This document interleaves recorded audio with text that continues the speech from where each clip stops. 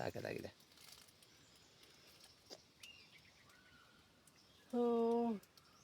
Business ಮಾಡೋಣ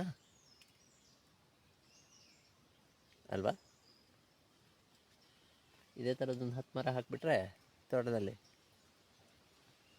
ಸಾಕಾದಾಗೆ business ಮಾಡ್ಬೋದು. ಏನಂತೀರ?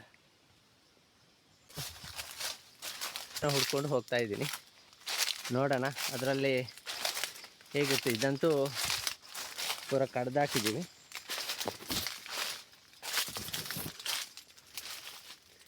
ಅದು ಹೇಗಿರುತ್ತೆ ಅದರಲ್ಲಿ ಕಾಯಿ ಅಂದ್ರೂ ಕಾಯಿ ಬರುತ್ತೆ ಅಂತ, ಅದರಲ್ಲೊಂದು ಕಾಯಿ ಆಗುತ್ತೆ. ಸೊ ಆ ಕಾಯಿ ಇದೆಯಾ ಇಲ್ವ ಅನ್ನೋದು ಗೊತ್ತಿಲ್ಲ ಅದರಲ್ಲೀಗ.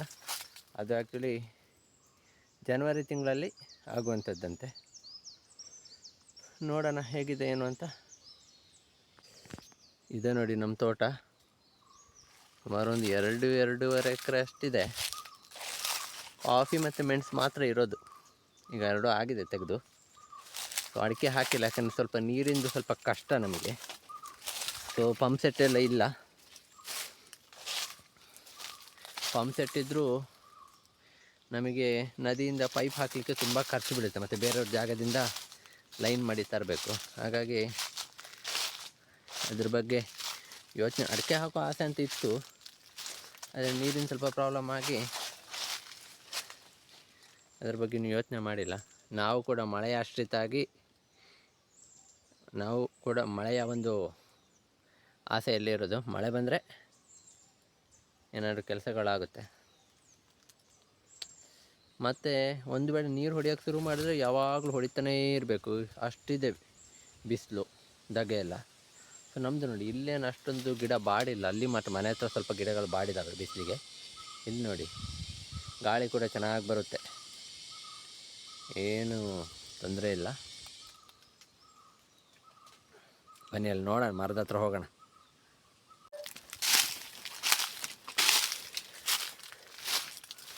ಮರ ಎಲ್ಲಿದೆ, ಮರ ಎಲ್ಲಿದೆ?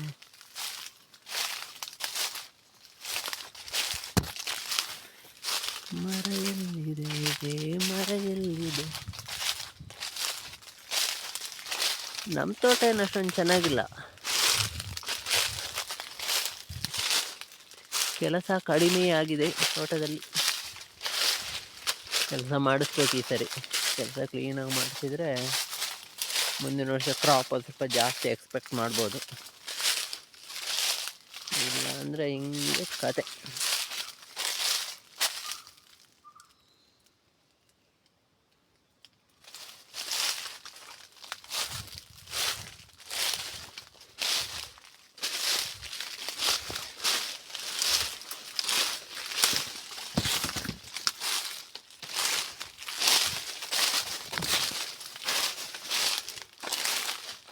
ದುಡ್ಡು ಕೊಡೋ ಮರದ ಹುಡುಕಾಟದಲ್ಲಿ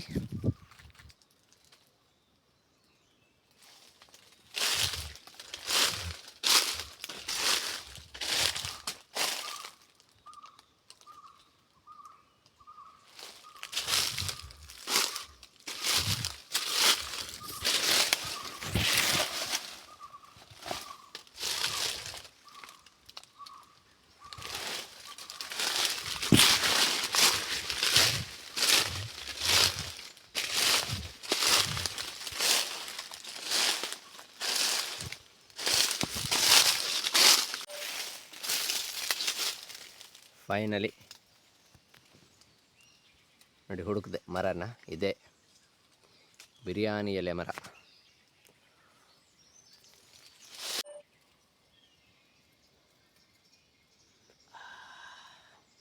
ಸಾಕಾಗಿದೆ.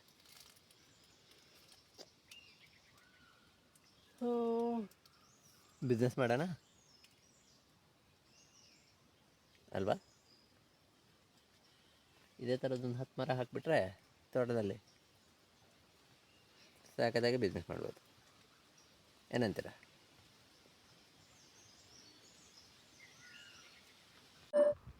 ನೋಡಿ ಸಾಕತ್ತಿ ಹತ್ರ ಹೋಗಿದೆ ಮರ. ಈ ಪೋರ್ಷನ್ ಇದೆಯಲ್ಲ ಸ್ವಲ್ಪ ಗೆದ್ಲು ಬಂದಂಗಾಗಿದೆ. ಸೊ ಈ ಪೋರ್ಷನ್ ಇದೆಯಲ್ಲ, ಈ ಪೋರ್ಷನ್ ಇದು ಚಕ್ಕೆಯನ್ನು ತೆಗಿತಾರೆ. ಆ್ಯಕ್ಚುಲಿ ಇದ್ರ ಬಗ್ಗೆ ನಮ್ಗೆ ಅಷ್ಟೊಂದು ಗೊತ್ತಿಲ್ಲಲ್ಲ, ಹಾಗಾಗಿ ಅದು ಉಳ್ಕೊಂಡಿದ್ದೆ. ಈ ಪೋರ್ಷನ್ ಚಕ್ಕೆ ತೆಗೆದ್ರೆ ಇದು ಈಗಂತೂ ಚೆನ್ನಾಗಿರುತ್ತೆ. ಇದು ತೆಗಿಬೇಕು, ಟ್ರೈ ಮಾಡಬೇಕು ನನಗೆ. ಸ್ವಲ್ಪ ಒಂದು ಅಲ್ಲಿ ತನಕ ಚಕ್ಕೆ ತೆಗಿಬೇಕು, ಮತ್ತೆ ಅದು ಚಕ್ಕೆ ಬರುತ್ತೆ. ಅಂದರೆ ಅದೇನು ಮರಕ್ಕೇನು ಪೆಟ್ಟಾಗಲ್ಲ. ನೋಡಿ ಫ್ರೆಂಡ್ಸ್, ಇದೇ ದಾಲ್ಚಿನ್ನಿ ಚಕ್ಕೆ. ಇದು ನಮ್ದು ಈಗೆಲ್ಲ ಕಡ್ದಾಕಿದ್ವಲ್ಲ, ಹಳೆ ಮರ, ಮನೆ ಮುಂದೆ ಕಡ್ದಾಕಿದ್ವಲ್ಲ, ಆ ಮರದ ಇದರಿಂದ ತೆಗೆದಿದ್ದು ಚಕ್ಕೆ. ಇದನ್ನು ಒಣಗಿಸ್ಬೇಕು. ಒಣಗಿಸಿದ ಮೇಲೆ ಯಾವ ಕಲರ್ ಬರುತ್ತೆ, ಹೇಗೆ ಕಲರ್ ಬರುತ್ತೆ ಅಂತ ನೋಡಬೇಕು. ನಾವೆಲ್ಲ ಅಂಗಡಿಯಲ್ಲಿ ತೊಗೊಳ್ಳೋದು ಒಂಥರ ಬ್ರೌನ್ ಕಲರ್ ಇರುತ್ತಲ್ಲ, ಇದು ನೋಡಬೇಕು ಒಣಗಿದ ಮೇಲೆ ಯಾವ ಥರ ಕಲರ್ ಬರುತ್ತೆ ಏನೋ ಅಂತ. ಸೊ ಇದೇ ರೀತಿ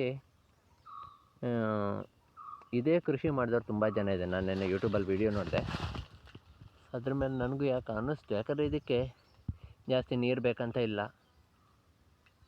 ನೆರಳು ಬೇಕಂತ ಇಲ್ಲ, ಆರಾಮಲ್ಲಿ ಕಾಡು ಮರಗಳು ಬೆಳೆದಂಗೆ ಬೆಳಿತವೆ ಆರಾಮಲ್ಲಿ, ಏನು ತೊಂದರೆ ಇಲ್ಲ. ಮೇಂಟೆನೆನ್ಸೇ ಇಲ್ಲ ಅಂತ ಇದಕ್ಕೆ.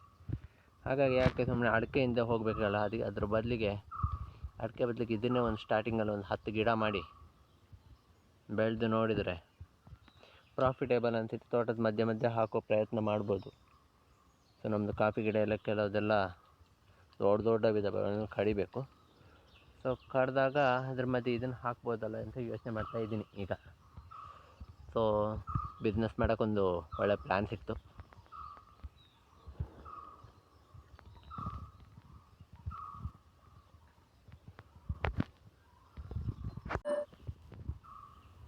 ಸೊ ಇದನ್ನೇ ತೋರಿಸ್ಬೇಕಂತ ನಾನು ವೀಡಿಯೋ ಮಾಡಬೇಕಂತಿದ್ದೆ. ಯಾಕಂದರೆ ಕಂಟೆಂಟು ಏನೂ ಇರಲಿಲ್ಲ, ವೀಡಿಯೋನೂ ಮಾಡಿದೆ ತುಂಬ ದಿನ ಆಗಿತ್ತು ನಾನು.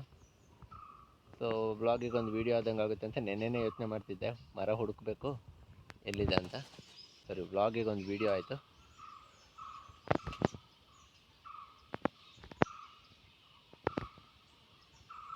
ಸೊ ಫ್ರೆಂಡ್ಸ್, ಇಷ್ಟೇ ಇವತ್ತಿನ ವೀಡಿಯೋ ಇಷ್ಟ ಆದರೆ ಲೈಕ್ ಮಾಡಿ, ಶೇರ್ ಮಾಡಿ, ಹಾಗೆ ಚಾನಲ್ನ ಸಬ್ಸ್ಕ್ರೈಬ್ ಮಾಡಿ. ಮತ್ತೆ ಸಿಗ್ತೀನಿ ಮತ್ತೊಂದು ಇಂಟ್ರೆಸ್ಟಿಂಗ್ ವಿಷಯದ ಜೊತೆಗೆ. ಅದು ಚಕ್ಕೆನ ಒಣಗಿಸ್ಬೇಕು ಚೆನ್ನಾಗಿ, ಅಂದರೆ ನೆರಳಲ್ಲಿ ಒಣಗಿಸ್ಬೇಕಂತಲ್ಲ. ಸೊ ಚಕ್ಕೆ ಒಣಗಿದ ಮೇಲೆ ಅದು ಯಾವ ಥರ ಇರುತ್ತೆ, ಅದು ಹೈಬ್ರಿಡ್ ಕ್ವಾಲಿಟಿ ಇದ್ದ ಅಥವಾ ಲೋಕಲ್ಲೇ ಅಂತ ಅನಿಸುತ್ತೆ ನನಗೆ. ಮರ ನೋಡಿದ್ರು ಹಾಗೆ ಅನಿಸ್ತಿದೆ, ನೋಡೋಣ ಹೇಗಿದೆ ಅಂತ. ಸೊ ಅದನ್ನು ಆಮೇಲೆ ತೋರಿಸ್ತೀನಿ. ಸೊ ಮತ್ತು ಅದ್ರ ಬಗ್ಗೆ ಎಲ್ಲ ಮತ್ತೆ ವೀಡಿಯೋ ಮಾಡಲಿಕ್ಕಿದೆಯಲ್ಲ, ಆವಾಗ ಮತ್ತೆ ಸಿಗ್ತೀನಿ. ಅಷ್ಟೊತ್ತಂಗೆ ಬಾಯ್.